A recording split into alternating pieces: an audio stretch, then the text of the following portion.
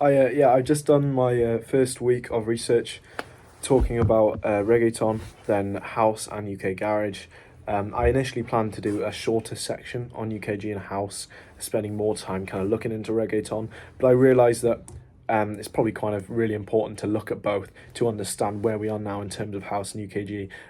For when obviously I'm not only doing reggaeton, the focus is on reggaeton, yeah, but I'm also drawing elements from UKG and house to include in the thing. So I think it's just a great, it's really good to understand fully like the contextual and like history behind all the genres I'm looking at and what got them to the sound they are today. And so I can take that into account in terms of what I use. So I don't necessarily have to use stuff from modern house. I could take stuff from acid house potentially and stuff like that. I don't know, even though, but yeah. And it's really interesting to learn about reggaeton. Watched a lot of documentaries and books. Well, no, I didn't actually. Books were all on music production, which I'll look at next week because I have already analysed them from week one. But yeah, no, I really interesting to learn about the history of reggaeton and then kind of Pereo and there's a lot of just yeah, no, it was very very interesting.